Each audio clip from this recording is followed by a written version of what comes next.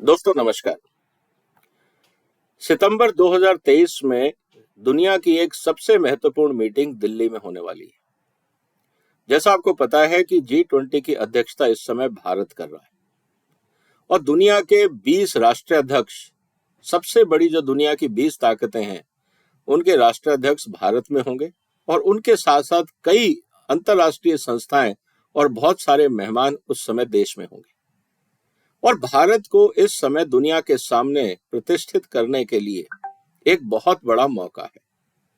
इसलिए ये बहुत जरूरी है कि हम अपने देश को, अपने राज्यों को, अपने शहरों को ढंग से सजाएं और अपने अतिथियों के स्वागत की पूरी तैयारी करें, जो भारतीय परंपरा का एक ट्रेंड रहा है, एक इतिहास रहा है और भारत की जो हॉस्पिटैलिटी है वो दुनिया में जानी जाती है।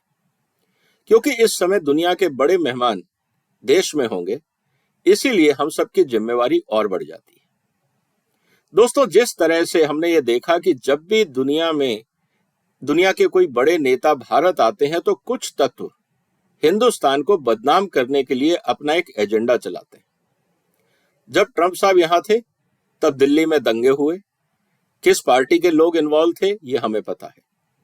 शाहीन बाग का तमाशा हुआ और जिस तरह से कल भारत की नई संसद का उद्घाटन हुआ तो कुछ स्वार्थी लोगों ने अपने एजेंडा को पब्लिसिटी देने के लिए नई संसद के आगे महिला पंचायत का एक प्रोग्राम किया।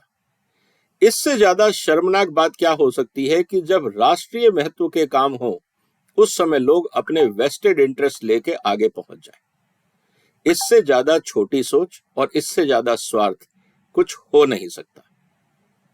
इसलिए मेरा निवेदन है भारत सरकार से, एक नागरिक होने के नाते, इस समय दिल्ली में बहुत कुछ हो रहा है। अगले 100 दिन में दिल्ली में बहुत सारे डेवलपमेंट होंगे। दिल्ली को सुधारने के लिए, दिल्ली को सजाने के लिए भारत सरकार की तरफ से पूरा प्रयास हो रहा है। चाहे आप एयरपोर्ट से निकलें, आपको दोनों तरफ वो सब चीजें देखने को मिलेंगी जो हिंदुस्तान की विरासत है, जो हिंदुस्तान की आर्ट एंड कल्चर है, वो सब हमें देखने को मिलेगा। और ये सब चीजें हमें इस बात को इंडिकेट करती हैं कि हमें इस देश की विरासत को दुनिया के सामने ढंग से प्रेजेंट करना है।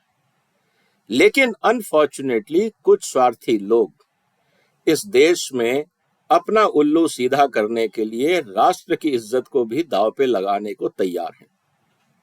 उनमें से कुछ लोग राजनीतिक इच्छा शक्ति से प्रेरित हैं, क्योंकि कहीं ना कहीं उनको ये लगता है कि मोदी को क्रेडिट ना मिल जाए, इसलिए वो देश को बदनाम करने को तैयार है। इससे घटिया और छोटी सोच हो नहीं सकती। इसी तरह से कुछ so called NGOs, so called vested interest, so called tool kit gang के लोग अपना अपना एजेंडा लेके पूरी दुनिया के सामने भारत को बदनाम करने को तैयार हो जाएंगे, इसलिए कि जिससे मोदी को क्रेडिट ना मिले। मुझे लगता है कि ऐसे लोगों की मानसिकता पे हमें तरस आता है। वो ये भूल जाते हैं कि इस देश का प्रधानमंत्री देश की जनता चुनती है और अगर वो अपने आप को टॉलरेंट मानते हैं और इस देश में इंटॉलरेंस का अगर कोई सबसे बड़ा प्रतीक है तो वो इस तरह के जो घटिया हरकत सड़कों पे करते हैं, ये वो लोग हैं। लेकिन वो बोलते ये हैं कि सरकार इंटॉलरेंट है। भाई, आपको अगर मोदी पसंद नहीं है तो आप अगले चुनाव का इंतजार करिए। लेकिन जनता ने जिसको राष्ट्र के चुनाव में देश का प्रधानमंत्री चुना है या जिस पार्टी को चुना है और उसने किसी व्यक्ति को प्रधानमंत्री चुना है, तो ये तो उनका संवैधानिक अधिकार है। अगर आपको वो व्यक्ति पसंद नहीं है तो वो आपकी प्रॉब्लम है। आपको अगले चुनाव तक इंतजार करना होगा। जब आपका मौका आएगा आप पूरे जोर शोर से चुनाव में भाग लीजिए, जनता को एजुकेट करिए और अपनी पसंद के व्यक्ति को जितवाइए। लेकिन दिल्ली की सड़कों पे इंटॉलरेंस का प्रदर्शन ताकि मीडिया में और सोशल मीडिया में उसकी चर्चा हो और देश बदनाम हो, इससे ज्यादा घृणित कार्य हो नहीं सकता। दोस्तों, ये वीडियो बनाने का आज मेरा पर्पस इतना है कि G20 की मीटिंग होनी है। बहुत सारे इस देश के अंदर डेवलपमेंट के काम हो रहे हैं। जहां जहां G20 की मीटिंग हुई उन सब राज्यों के शहरों को भारत सरकार ने अपनी तरफ से फंड दे के सजवाने की कोशिश करी, सुधारने की कोशिश करी। और अब दिल्ली के अंदर सबसे बड़ी मीटिंग है तो निश्चित रूप से दिल्ली में बहुत सारा काम हो रहा है। जो लोग काफी समय से दिल्ली नहीं आए हैं, अगर आज आप दिल्ली आएंगे तो आपको एक बदलती हुई दिल्ली दिखेगी। क्योंकि मैं तो दिल्ली की हर महत्वपूर्ण सड़कों से रोज निकलता हूँ। सुप्रीम कोर्ट के सामने ही प्रगति मैदान का विकास हो रहा है। देखते देखते वो एरिया पूरा बदल गया। रोज कुछ ना कुछ नया डेवलपमेंट हो रहा है और अगले 100 दिन तो और तेजी से काम होगा। लेकिन इस देश में कुछ लोग ऐसे हैं जो इस डेवलपमेंट को पचा नहीं पा रहे, चाहे वो अज्ञानता के कारण, चाहे वो अपने स्वार्थ के कारण। ऐसे में बहुत सारे लोग जो आर्टिफैक्ट्स लग रहे हैं, जो दिल्ली में डिजाइनिंग हो रही है, जो सजावट हो रही है, या तो उसका वो नुकसान कर रहे हैं, उस पे लिख रहे हैं, उसकी मेंटेनेंस पे प्रॉब्लम क्रिएट कर रहे हैं। और आप इस बात को समझिए कि रातों रात अगर मान लीजिए कि ऐसे लोगों ने ऐसे आर्टिफैक्ट को डैमेज करना शुरू कर दिया तो क्या होगा। इसीलिए इस राष्ट्रीय धरोहर को बचाने के लिए मेरा भारत सरकार से एज ए नागरिक ये अनुरोध है कि आपको एक ऐसा कानून बनाना चाहिए और ऐसी सब जगह पे सीसीटीवी कैमरे लगाने चाहिए कि कोई भी व्यक्ति इन आर्टिफैक्ट्स को, इन डिजाइन्स को, इन जो कंस्ट्रक्शंस हो रही हैं, इनको अगर डैमेज करता पाया गया तो उसके खिलाफ सख्त से सख्त कार्रवाई हो। नहीं तो ये लोग फ्रीडम ऑफ एक्सप्रेशन और फ्रीडम ऑफ मूवमेंट के नाम पे इस देश में जो काम हो रहा है उसको बर्बाद करने में लग जाएंगे। तो एक प्रिकॉशन लेना जरूरी है, क्योंकि जब विदेशी मेहमान आते हैं तो यहाँ के कुछ लोगों को खुजली कुछ ज्यादा होती है, जो अपनी बात को रखने के लिए इस देश को बदनाम तक करने को तैयार है। मुझे लगता है ये डेमोक्रेसी का एक बहुत ही विकृत रूप है। कोर्ट्स को भी इन बातों को संज्ञान लेना चाहिए कि जो लोग जानबूझ के जब विदेशी मेहमान देश में हों और इस तरह की हरकत करें तो उनके साथ लीनियंसी नहीं होनी चाहिए। उस समय कोई फंडामेंटल राइट नहीं होता है। कोई अगर अपने घर को जलाए और जिससे बाकी घर के मेंबर्स को दिक्कत हो, ये कोई फंडामेंटल राइट नहीं है। ये देश को बदनाम करने की साजिश है और फंडामेंटल राइट का मिसयूज है। ऐसी प्रवृत्ति को रोकने के लिए इस देश में कानून की जरूरत है। हो सकता है कि थोड़ा सा ये फ्रीडम ऑफ एक्सप्रेशन या फ्रीडम ऑफ मूवमेंट पे बैन लगाए, लेकिन अगर राष्ट्र हित में जरूरी है तो करना चाहिए। रही बात दिल्ली में प्रदर्शन की, तो मुझे लगता है भारत सरकार को दिल्ली के अंदर जहां जहां पे भी नई दिल्ली क्षेत्र है, जहां जहां पे भी विदेशी मेहमान आने हैं, उस क्षेत्रों में प्रदर्शन और किसी और तरह की घटनाओं को रोकने के लिए जरूरी कार्रवाइयों के लिए अगर कानून बनाना पड़े तो कर लेना चाहिए। मैं फ्रीडम के खिलाफ नहीं हूं, मैं डेमोक्रेसी के खिलाफ नहीं हूं, लेकिन जब राष्ट्र की इज्जत की बात आती है, देश के गौरव की बात आती है, तो आप और हम देश से बड़े नहीं हो सकते। हमारी फ्रीडम देश के ऊपर नहीं हो सकती। इंडिविजुअलिज्म सोसाइटी से बड़ा नहीं हो सकता और कोई सोसाइटी देश से बड़ी नहीं हो सकती। इसलिए हमें इस बात को समझना होगा कि इंडिविजुअल राइट्स अपनी जगह हैं, लेकिन राष्ट्रीय हित और सामाजिक हित उनसे बड़े होते हैं। और सिर्फ इंडिविजुअल राइट्स के चक्कर में अगर हम समाज और देश को तोड़ने लग जाएंगे तो इसका कोई औचित्य नहीं है, इसका कोई जस्टिफिकेशन नहीं है, चाहे वो संविधान में लिखा हो।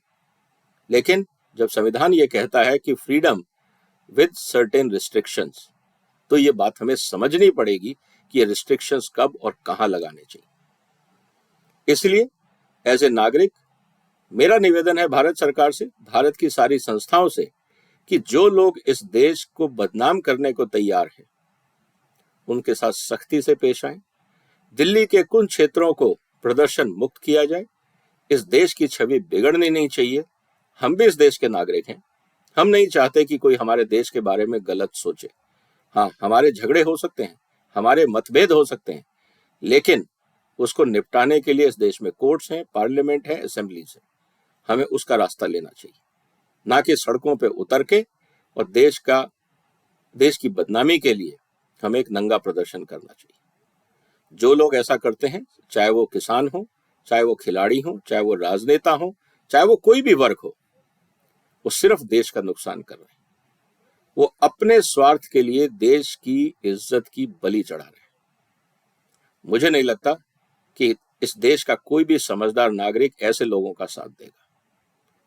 आप ये कह सकते हैं उनके राइट्स हैं, उनकी बात अगर कोई नहीं सुन रहा है, अगर उनकी कोई बात नहीं सुन रहा है तो संविधान में सारे अधिकार हैं, आपके पास सारे रास्ते खुले हैं।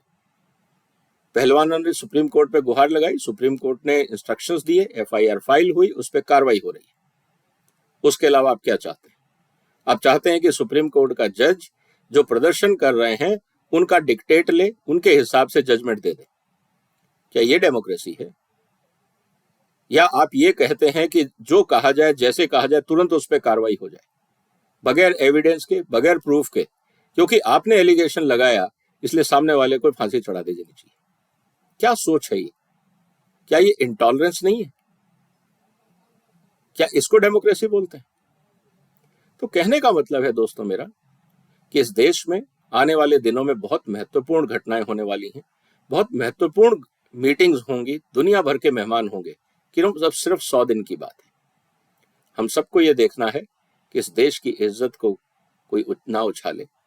इस देश में चाहे वो कितना ही ताकतवर हो, कितना ही इंपॉर्टेंट आदमी हो, इस देश से बड़ा नहीं हो सकता। तो जो इस देश हित में होगा वो हम सबको करना है। और अगर कोई लोग आपको लगते हैं इस तरह की लांछन वाली हरकतें करते हैं जिससे देश की इज्जत खराब होती है, आप सोशल मीडिया में ऐसे लोगों को बेनकाब करिए। नेम एंड शेम ये बहुत जरूरी है, क्योंकि कोर्ट्स अपनी कार्रवाई करने में टाइम लगाएंगे, सरकारों की अपनी मजबूरियां होती हैं, लेकिन जो लोग गलत हरकतें करते हैं, राष्ट्र के अगेंस्ट जाते हैं, उनको जनता को नंगा करना चाहिए, ताकि किसी और की हिम्मत नहीं हो कि देश के खिलाफ कुछ किया जा सके, चाहे वो कोई हो। उम्मीद है दोस्तों कि आप और हम अपनी जिम्मेवारी के लिए सजग रहेंगे, ऐसे लोगों को बेनकाब करेंगे और एक सिविल मूवमेंट खड़ा करेंगे जो देश हित में हो और ऐसे स्वार्थी लोगों को साइडलाइन कर सके।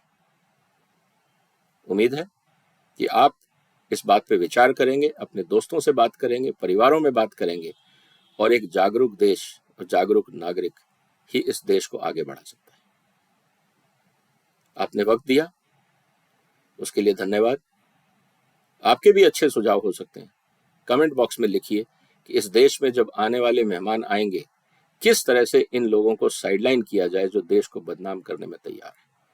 इसमें कुछ भूतपूर्व पत्रकार भी हो सकते हैं, राजनीतिक दल भी हो सकते हैं, यूट्यूबर्स भी हो सकते हैं, क्योंकि उनको उस समय सिर्फ अपने स्वार्थ की चिंता है, राष्ट्र की चिंता नहीं।